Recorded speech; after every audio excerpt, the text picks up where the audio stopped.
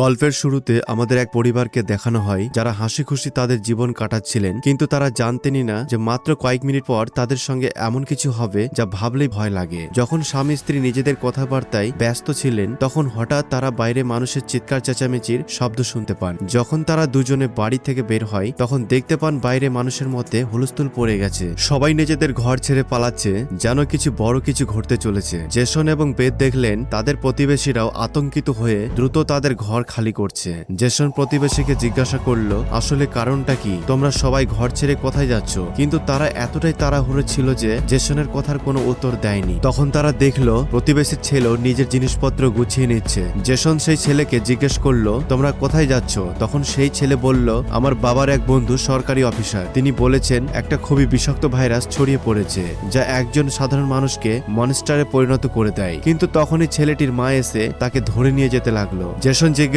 করলো, আসলে এই ভাইরাসটা কি? তখন ছেলেটির মা বলল, এখন কথা বলার সময় নেই, নিজের স্ত্রী এবং মেয়েকে নিয়ে যত দ্রুত পারো এই শহর ছেড়ে চলে যাও। এটা শুনে জেসন এবং বেদ খুব ঘাবড়ে গেলেন। তারপর জেসন না ভেবেই নিজের পরিবারকে গাড়িতে বসিয়ে শহরের বাইরে নিয়ে যেতে লাগলেন। কিন্তু পথে দেখলেন তাদের যে প্রতিবেশী পালাচ্ছিল তারা আবার ফিরে আসছে। এটা দেখে তাদের আরো অদ্ভুত লাগলো। সামনে গিয়ে তারা ট্রাফিকে আটকে যায়। যখন জেসন এবং তার পরিবার গাড়ি থেকে নেমেছে তারা দেখলো শহর থেকে বেরোনোর একমাত্র রাস্তা পুলিশ বন্ধ করে দিয়েছে। আকাশে এখানে সেখানে হেলিকপ্টার চক্কর দিচ্ছে। সবাইকে জানানো হচ্ছে শহরে এক বিষাক্ত ভাইরাস ছড়িয়েছে এবং দ্রুত বাড়ি ফিরে যেতে বলা হচ্ছে। এটা শুনে জেসনের মনে খটকা লাগলো। যেখানে ভাইরাস ছড়িয়েছে সেখানে মানুষদের শহর থেকে বের করে নিয়ে যাওয়ার বদলে শহরের মধ্যে থাকতে বলা হচ্ছে কেন?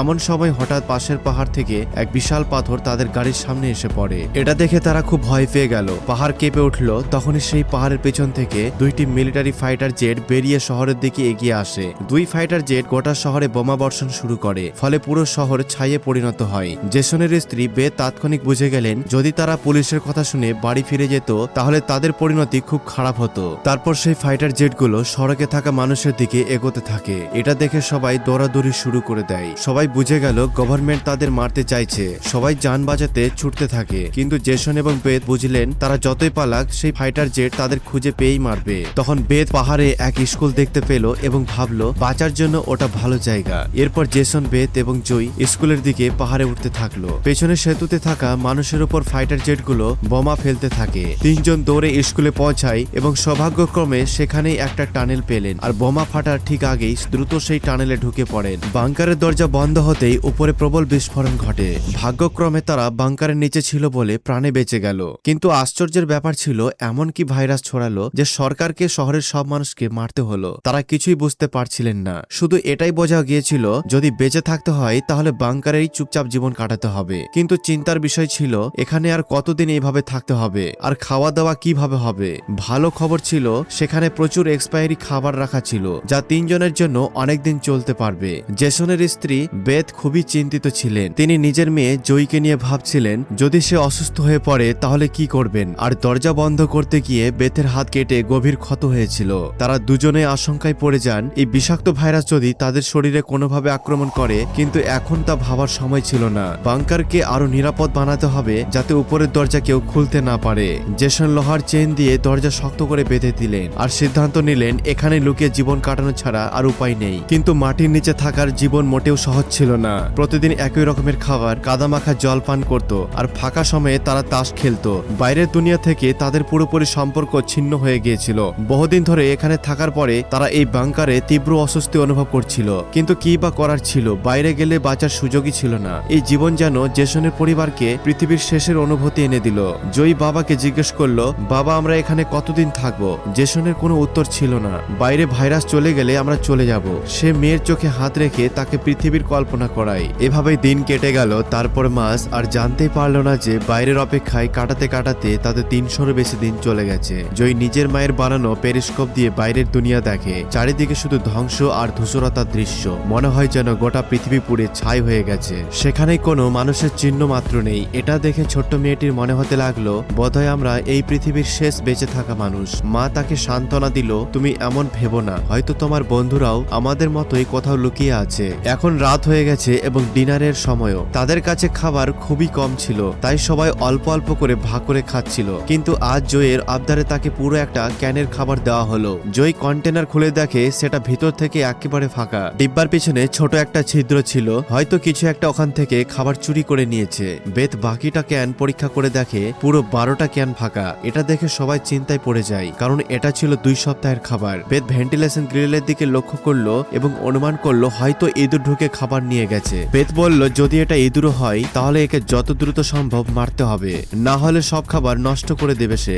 মেয়ের মন খারাপ দেখে জেসন তাকে সান্ত্বনা দিল, ছোট্ট ছোট্ট ব্যাপারে দুশ্চিন্তা করো না, যদি খাবার শেষও হয়ে যায় আমি ওপরে গিয়ে কিছু নিয়ে আসবো। পরদিন জয় তার মায়ের সঙ্গে ব্লকে খেলছিল, তখন পিছন থেকে হালকা শব্দ এলো। ফিরে তাকিয়ে দেখে আবার এক ইঁদুর ক্যান চুরি করতে ঢুকেছে। এর আগে ইঁদুর পালিয়ে যেত। জয় তৎক্ষণাৎ তার প্যারেন্টসকে ডাকলো, আজ যেভাবে হোক ইঁদুরটাকে মারতে হবে। জেসন রেগে ছুরি হাতে নিয়ে টুকরো টুকরো করতে এগিয়ে গেল, কিন্তু ছোট্ট ইঁদুরটা খুবই ফুর্তিতে পালালো। জেসনের হাত থেকে বাঁচতে গিয়ে টেবিলে রাখা ল্যাম্পও ফেলে দিল। প্রায় নিজের গর্তে ঢোকার আগেই বেথ ঝাঁপিয়ে পড়ে ইঁদুরটা মেরে ফেললো। সবাই ইঁদুর মারা নিয়ে খুব খুশি হচ্ছিল। ঠিক তখন ল্যাম্প পড়ে যাওয়ায় আস্তে আস্তে আগুন ধরে যায়। জেসন দৌড়ে ল্যাম্পটা বন্ধ করতে গেল, কিন্তু ওটা এতটাই গরম ছিল যে জেসনের হাত পুড়ে গেল আর ল্যাম্পের কাজ ফেটে গিয়ে টেবিল জুড়ে আগুন ধরে যায়। বেথ পর্দা ছিঁড়ে আগুন নেভানোর চেষ্টা করলো। জেসন নল থেকে আধা বালতি জল এনে ফেলে। অনেক কষ্টে আগুন নিভলো, কিন্তু বিপদ তখনও ফুরায়নি, বরং আরো বাড়লো, কারণ আগুন নেভালো ধোঁয়ায় পুরো বাংকার ভরে গিয়েছিল। সেই ধোঁয়া আস্তে আস্তে ভেন্ট থেকে উপরের দিকে উঠছিল। ওটা দেখে ঘাবড়ে গেল সবাই, কারণ সেই ধোঁয়া হলে অন্যরা বুঝে ফেলতে পারে এখানে কেউ আছে। তখন সবাই নিঃশ্বাস চেপে বসেছিল। জেসন বলল হয়তো রাতের অন্ধকার ধোঁয়াকে ঢেকে দেবে, তখন কেউ আমাদের ধরতে পারবে না। রাতভর ভয়ে 3 জন জেগে থাকলো। পরদিন সকালে তারা নিজেরাই নিশ্চিত হতে পেরিস্কোপে বাইরে তাকালো। এটা দেখে তাদের পায়ের নিচ থেকে মাটি সরে গেল। দেখতে পেল পুরো বাইরে ধোঁয়ার মেঘ। এটা দেখে সবাই উদ্বিগ্ন হয়ে পড়লো। নিশ্চিত হলো তাদের জায়গায় গোপনীয়তা ফাঁস হয়ে গেছে। তখন বেদ বলল যেহেতু ধোঁয়া উঠেছে সেখানেও ছাই জমেছে, খুঁজে দেখলে ওই ছাই দেখে তাদের অবস্থান জানা যেতে পারে, তাই একবার ছাই পরিষ্কার করতে হবে। এরপর স্বামী স্ত্রী মিলেই পরিষ্কারের সিদ্ধান্ত নিলেন। যাওয়ার আগে জেসন তার মেয়ে জয়কে বলে, আমায় প্রমিস করো বাইরে থেকে যতই আওয়াজ আসুক বা কিছু ঘটুক তুমি বাইরে যাবে না। মেয়ের কাছ থেকে প্রতিশ্রুতি নিয়ে তারা দরজার চেইন খুললো। বাইরে শব্দ শুনলো, নিশ্চিত হলো কেউই নেই। তারপর দুজনে মিলে বাংকারের দরজা খুলে বাইরে গেল। মেয়ে এখানে একা রয়ে গেল। সে তার বাবা মার জন্য অপেক্ষা করতে লাগলো, কিন্তু অনেকক্ষণ পরও বাবা মা ফিরে এলো না। তখন মেয়ে স্টুলে উঠে দূরবীন দিয়ে বাইরে দেখতে লাগলো। অচিরেই সে দেখলো তার বাবা মা বাংকারের দরজা ঢাকতে ব্যস্ত, কিন্তু তখনই জয়ী এমন কিছু দেখলো যাতে তার নিঃশ্বাস আটকে গেল। দূরের জঙ্গলে এক কালো ছায়া দ্রুত তাদের দিকে ধাওয়া করছে। মেয়ে জোরে চিৎকার করে বাবাকে পেছনে তাকাতে বলল, কিন্তু দূরত্ব বেশি ছিল বলে কারোর কানে গেল না। ভয়ে মেয়ে সিঁড়ি বেয়ে বাংকার থেকে বেরিয়ে এলো। বাইরে এসে দেখে তার বাবা মা আর নেই। চিৎকারে নিজের বাবা মাকে ডাকতে লাগলো। তখন হঠাৎ পিছন থেকে কেউ তার মুখ চেপে ধরলো। এটা কেউ নয়, তার মাই ছিল। কয়েক সেকেন্ড পর একটা বন্য হরিণের পাল দ্রুত সেখান দিয়ে চলে গেল। যদিও তারা 3 জন অল্পের জন্য রক্ষা পেল, তবু বেথের ভয় আরো বেড়ে গেল। এই হরিণগুলো নিশ্চয়ই কোনো ভয়ঙ্কর কিছু থেকে বাঁচার চেষ্টা করছিল। সবাই সাবধান হলো এবং দ্রুত ফের বাংকারের দিকে দৌড়ে গিয়ে ভিতরে ঢুকে পড়লো। জেসন কাঠের খণ্ড দিয়ে দরজা আটকে দিতেই এবং লোহার চেন দিয়ে শক্ত করে বেঁধে দিল এবং সবাইকে একদম চুপচাপ থাকতে বলল। তখনই উপরে পায়ের মৃদু শব্দ শোনা গেল। মনে হচ্ছিল কেউ যেন বাংকারের দরজার দিকে এগিয়ে আসছে।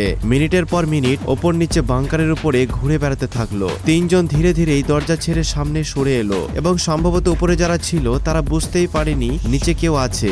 ভয়ে জয় কেঁদে ফেললো। বেদ তাকে শান্ত করলো আর বলল, যদি আওয়াজ বাইরে যায় তাহলে সব শেষ হয়ে যাবে। তারা 3 জন ধীরে ধীরে বাংকারের দরজা থেকে অনেকটা এগিয়ে গিয়েছিল। তারা বাংকারের দরজা থেকে এই কারণে এগিয়ে যাচ্ছিল যে যদি ওপরে কেউ বাংকারের দরজা খুলেও দেয় তাহলে নিচে তারা নজরে পড়বে না। কিন্তু তখনই জয়ী যে পুতুলটি হাতে নিয়েছিল তার দড়ি একটি শক্রুতে আটকে গেল। সেই শক্রু আস্তে আস্তে ঢিলে হতে লাগলো। এই দেখে জেসন এবং বেথ নিঃশ্বাস থমকে গেল, কারণ সেই দড়িটি পুতুলে লাগানো শব্দের সুইচের সাথে ছিল। তার আগে তারা কিছু করতে পারত।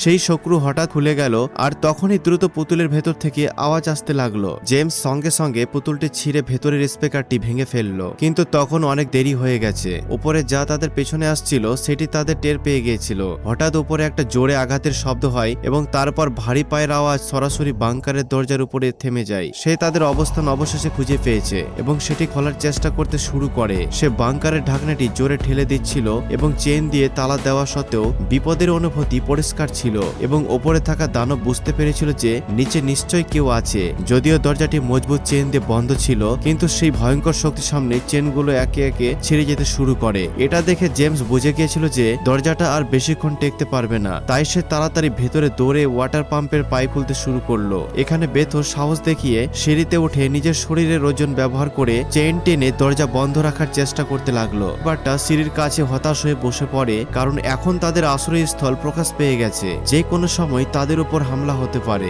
আর তারা বুঝতে পেরেছিল যে এবার একজন এসেছিল, কিন্তু পরের বার তারা বেশি সংখ্যায় আসবে এবং তাদের কিছুই করার ক্ষমতা থাকবে না। কিছুক্ষণ পর হঠাৎ আলমারি নড়ে উঠল। জেমস এবং বেথ বুঝে গেল যে ওটা তারা বাকি সঙ্গীদেরকেও ডেকে নিয়েছে। শুরু হলো। এবার শক্তি আগের চেয়ে অনেক বেশি জোরালো ছিল।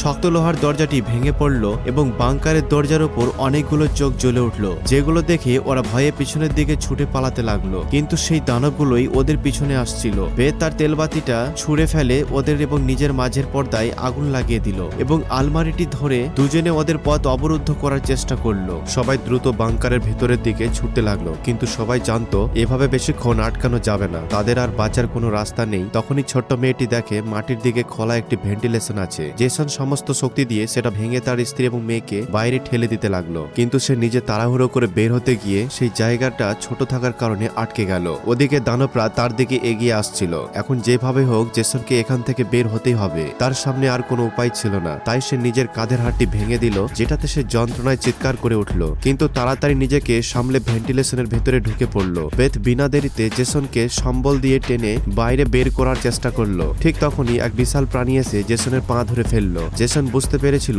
এবার রক্ষা পাওয়া অসম্ভব, আর কোনো আশাও ছিল না। জেসন স্ত্রীর চোখে চোখ রেখে বলল, যাই হয়ে যাক, জয়কে কিছু হতে দিও না। এবং ঠিক তখন সেই দানব তাকে বাংকারে টেনে নেয়, কিন্তু জেসন বাংকারে দানবের সামনে ভয় না পেয়ে বলে, এসো দেখি তোমাদের মধ্যে কতটা শক্তি আছে। বেথ এবং জয় নিচে সবকিছু তাকিয়ে দেখছিল। বাংকার থেকে চিৎকারের শব্দ আসছে। তখন বেথ বুঝে যায় তার স্বামী তাকে এবং মেয়েকে পালানোর সময় দিচ্ছে। সে যন্ত্রণায় নিজের মেয়েকে নিয়ে সেখান থেকে পালিয়ে যায় এবং দানবদের এড়িয়ে অনেক দূরে পৌঁছায়। কিন্তু পালাতে পালাতে কিছু অদ্ভুত অনুভব করে তারা দেখে যে হাইওয়ে বাইরের দুনিয়ার দিকে যাচ্ছে, সেখানে এখন উঁচু এক দেওয়াল দাঁড়িয়ে আছে, মানে এই শহর থেকে আর কেউ বাইরে যেতে পারবে না। এমন সময় দূর থেকে একটি হেলিকপ্টার উড়ে আসে। বেথ পিছনে তাকিয়ে দেখে সেটি একটি আর্মি হেলিকপ্টার। হেলিকপ্টারটি দ্রুত ওদের কাছে এসে ওপর থেকে শক্তিশালী স্পটলাইট ফেলে। ঠিক তখনই ওপর থেকে তাদের উপর একটি বড় জাল ফেলা হয়, যাতে তারা দুজনে আটকে পড়ে। তারা নিজেরা মুক্তি পাওয়ার জন্য সব রকম চেষ্টা করতে থাকে, কিন্তু জাল তাদের শক্ত করে বেঁধে ফেলেছিল। বেথ জালের ফাঁক দিয়ে দেখে কিছু সবুজ চোখের কালো ছায়া কাছে আসছে। তখনই গল্পের আসল রহস্য জানা যায়। যারা বন্দুক হাতে হলুদ চোখ নিয়ে দাঁড়িয়েছিল,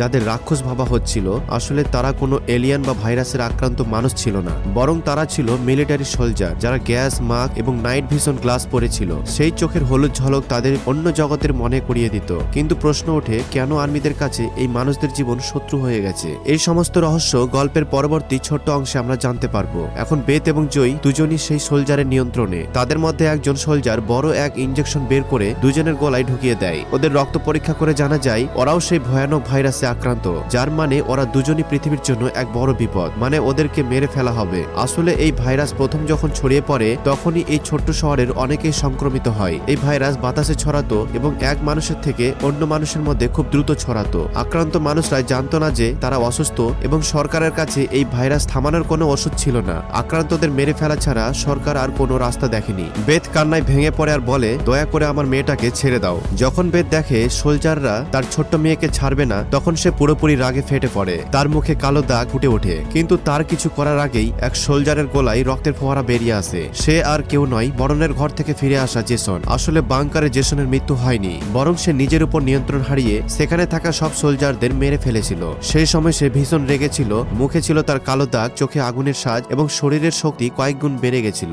স্পষ্ট বোঝা যাচ্ছিল যে সে আর আগের জেসন নেই, বরং সম্পূর্ণ রূপান্তরিত। সে সব সোলজারদের উপর ঝাঁপিয়ে পড়ে এবং একে একে মেরে ফেলতে থাকে, কিন্তু সে গরম অস্ত্রের গুলিকে আটকাতে পারেনি এবং মাটিতে পড়ে যায়। যখন সোলজাররা বেথ এবং জয়ের দিকে এগিয়ে আসে, তারা জাল ছিঁড়ে পালিয়ে যায়। সোলজাররা তাদের এখানে ওখানে খুঁজতে থাকে, কিন্তু তারা জানতো না বেথ ও দানবীতে পরিণত হয়েছে। সে জয়কে এক গাড়ির ভিতরে লুকিয়ে রাখে আর নিজের সোলজারদের সাথে লড়াই করতে থাকে। সে অনেক সোলজারকে মেরে ফেলে এবং নিজেও গুলিবিদ্ধ হয়ে গাড়ির ছাদে পড়ে যায়। অন্ধকারে থাকা তার মেয়েটি এটা সব দেখে। বাবা মায়ের অবস্থা দেখে জয় প্রচন্ড রেগে নিজের সংযম হারায়। এক লাফে সে এক সোলজারকে ফেলে তার মাস্ক খুলে দেয় এবং তাকে মারতে যাচ্ছিল, যখন বেথ সময় মতো এসে তাকে থামিয়ে দেয়। সে চায়নি তার মেয়েটিও দানব হয়ে উঠুক। বেথ তাকে শান্ত করে। ধীরে ধীরে মেয়েটির শিরায় ছড়িয়ে থাকা সবুজ রং মিলিয়ে যায় এবং সে আবার মানুষে রূপান্তরিত হয়। কিন্তু সোলজারের ভাগ্য এত ভালো ছিল না। তার সেফটি মাস্ক ভেঙে গেছিল এবং সে আস্তে আস্তে ভাইরাসে আক্রান্ত হতে শুরু করে। অন্যদিকে অন্যদিকে জেসনের অবস্থা ছিল খুবই গুরুতর। সে মেয়ের মুখের দিকে তাকিয়ে নিজের হাতের 2টা আঙ্গুল দিয়ে তার চোখ ছুঁয়ে দেয় এবং চিরদিনের মতো চোখ বুজে নেয়। ঠিক তখনই আরো একটি হেলিকপ্টার আসে। বেথ তার মেয়েকে নিয়ে দৌড়ে পালায়। জঞ্জালের স্তব পেরিয়ে তারা একটা সুড়ঙ্গের ভেতরে ঢুকে তখনই তাদের চোখে আলো পড়ে। সামনে দেখা যায় সেই পাড়ার ছোট্ট ছেলেটি যাকে গল্পের শুরুতে দেখা গেছিল। এরপর তারা দুজনে তার পেছনে চলে যায়। সেই ছেলেটি তাদের নিয়ে যায় গুহার মতো এক টানেলের ভেতরে, যেখানে তার বাবা মা সহ আরো অনেক মানুষ লুকিয়েছিল। আসলে ওখানে তাদের মতে ভাইরাসে আক্রান্ত মানুষ ছিল। বেঁচে থাকার জন্য তাদের সবাইকে অন্ধকারে ইঁদুরের মতো জীবন কাটাতে হচ্ছিল। ভাইরাসটি ভয়াবহ ছিল সত্যি, কিন্তু মারাত্মক ছিল না। এই ভাইরাস আক্রান্তির ওপর তখনই বেশি প্রভাব ফেলতো যখন সে ভয় পেয়ে যেত অথবা রাগ সামলাতে পারত না। কিন্তু ওরা নিজের উপর নিয়ন্ত্রণ করতে শিখে গেছিল। শহরের সোলজাররা তাদেরকে দানব ভাবত, কিন্তু আসলে তারা নিজেরাই ছিল দানব। এখানেই গল্পের শেষ হয়। ভিডিওটা যদি ভালো লেগে থাকে তাহলে অবশ্যই একটি লাইক করে দিন, আর চ্যানেলে প্রথম হয়ে থাকলে অবশ্যই সাবস্ক্রাইব করতে ভুলবেন না।